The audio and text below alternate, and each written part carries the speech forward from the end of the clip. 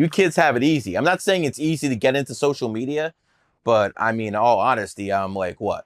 In my 40s, I got 1 billion views, got 250,000 on IG, got almost 1 million on TikTok, almost 100K on Twitter.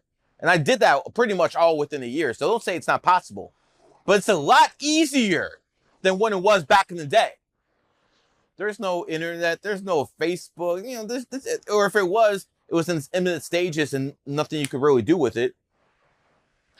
And I remember I figured out the only game plan I had was to call into talk radio shows and start spitting game. And, you know, first year I do this, a lot of this.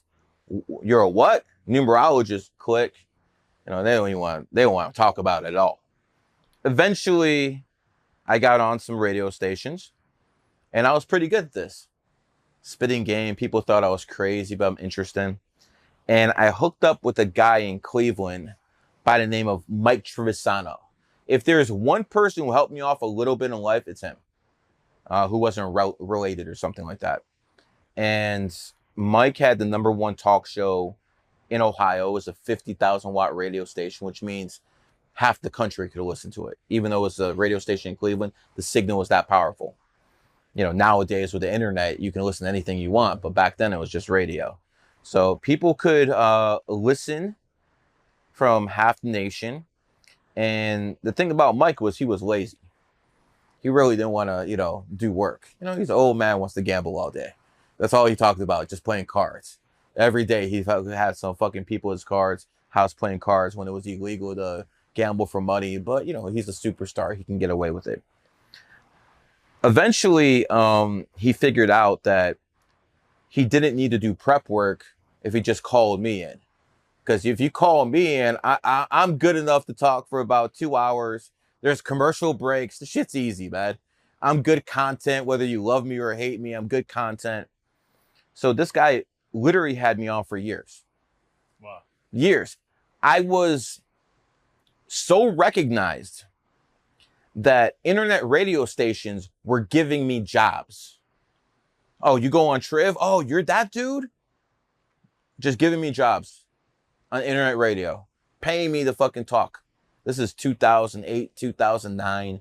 I used to go to restaurants and people would pay like about $200. Remember, it's long, like decades ago. They get a lunch and a reading with me. And I'd just sit there for like 5 hours to give readings to about 40 people. And they promote this shit through the radio station. So I'm already starting to make a little bit of bread off this in 2009.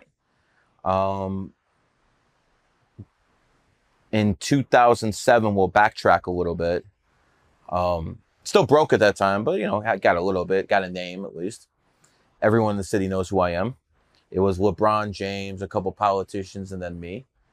And I decided, let's go after all the sports teams. I got the, you know, bullhorn. Let's do it, because that radio station, WTM 1100, where Mike Trevisano worked, it was the flagship station for the Browns, the Cavs, and the Indians, all the Cleveland baseball teams. And the Indians are what they used to call the Guardians. Now it's politically correct. I still call them the Indians, though. So I went after all those teams, and I basically went to their offices, insulted them on the radio. The guy got a following, so people, and this guy wants me to talk shit because it gets him a following and stuff. So it got to the point, I start first with the Browns. I remember I'm downtown Cleveland. I get a phone call, and he's like, "Son, my name is Lou Marletti. Do you know who I am?" Oh, damn, that's a cocky motherfucker. I'm like, no. He's like, "Google me. I'll call you back."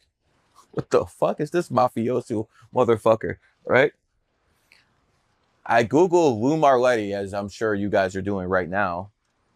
Former head of the Secret Service under Bill Clinton. Now a vice president for the Cleveland Browns. Fuck. Calls me back. Take some bass out of my voice that time. And he's like, "Son, Cleveland Browns don't want anything to do with you." I'm like, "Listen, I think you guys need to draft Adrian Peterson, born 3/21/1985, because I think he's next Jim Brown."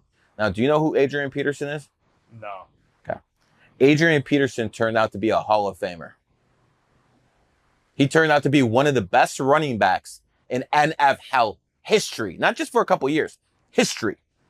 And they put a restraining order on me because I told him to draft that guy. How insistent were you on the draft? Very, very. Emails a couple of times a day. I gave people readings to get their emails because no one believed I could do this. And as soon as I did, they would just give me. I remember Michael Savage, Phil Savage was his name. Phil Savage is the GM's name. And I got to a secretary. Somebody gave me a secretary's number. And I'm like, I need to talk to Phil Savage. And she's like, who are you? I'm like, I'm Gary, the numbers guy from the Thrift Show. She's like, oh, I heard about you. She's like, it wasn't good things. I'm like, give me your birthday. And if I can't nail you, hang up. I will never call again. She gave me her birthday. I did my thing. She gave me Phil Savage's email. I started emailing this guy. The problem with him, he was a priest. Evangelical priest, and this is satanic to him. Yeah.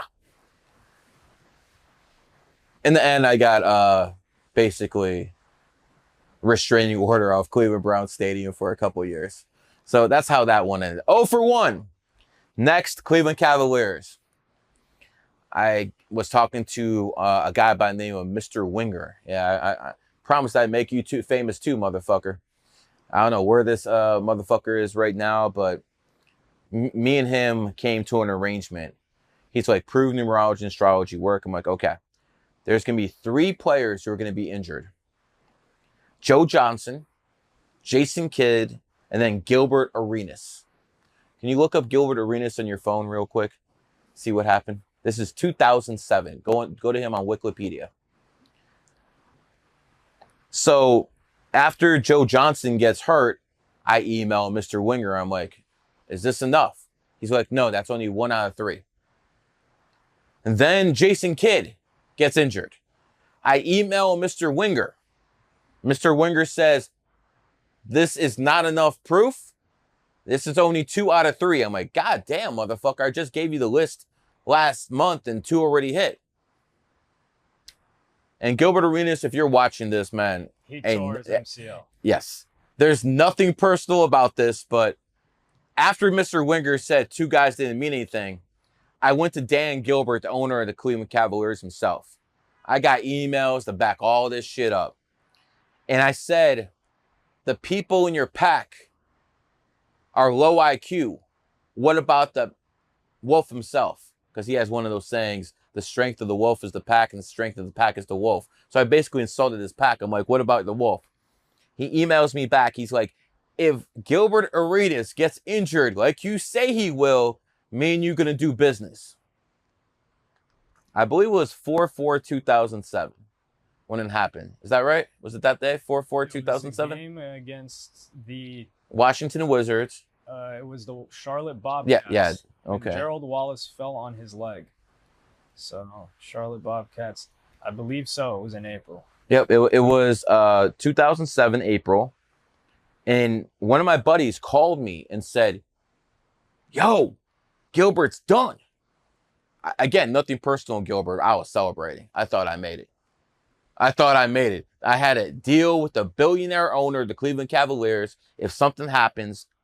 It was 4/4/2007. Yes, it was 4/4. Again, I remember that date. It's like 9/11 to me because I thought that's the day I thought I made it. Yeah, right. I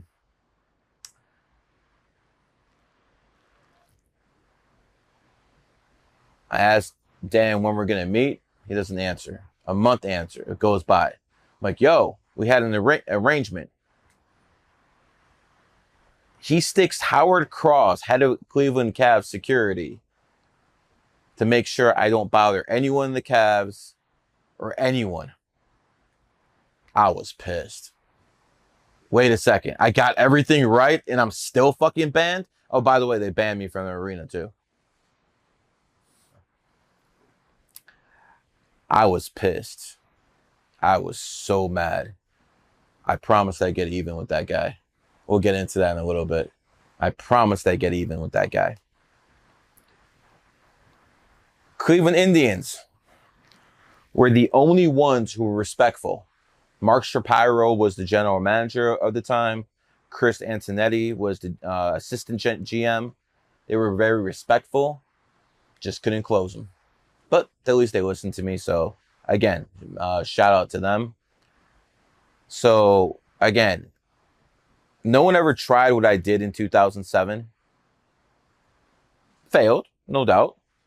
But I got to the owners. I got to the GM. Got to all these people. Good learning experience that you can be fucking right and still lose. That was a good learning experience. Helped out a lot later in life. Flash forward 2010.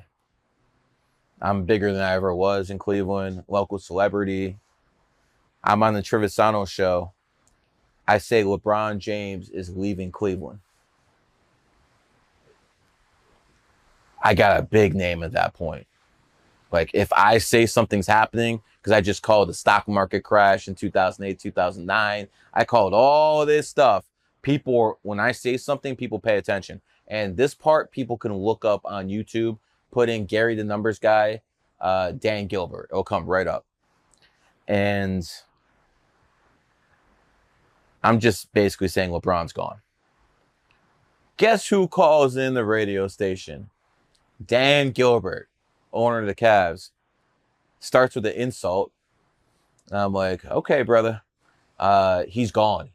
He's leaving. And he's like, he's not going anywhere. He's going to light it up like Las Vegas. That's what he kept saying. After LeBron left to the Miami Heat, see a little trend of Cleveland going to Miami? I bet you I have more influence to them than you, LeBron. After that happened, Dan Gilbert was getting roasted. Absolutely roasted. Like, everyone hated him because they know the Cavs are going to suck now. And I'm going in on this guy. See, the numerologist is better than the billionaire. Just going in. Get to my radio job. It was called Sports Talk Cleveland back then. Get called into Belfie's office. He was the guy who ran it. Liberal fucking scumbag, but you know, it is what it is. He used to tell me I should have more respect when I talk about Obama. Get the fuck out of here. Give a fuck what you say. Anyways, he calls me in the office. He's like, I got good news and bad news. I'm like, all right. What's the good news?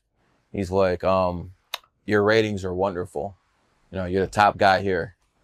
I'm like, cool. What's the bad news? It's like, you're fired. I'm like, what? I'm like, this isn't computing. He's like, the Cavs told him that if they want credentials to go to Cavs games as reporters, as press, because it's internet radio, they don't have to give it out back in those days. They had to fire me. Came straight from the top. So again, I'm right again. Billionaire fucking flexes on me and gets me fired.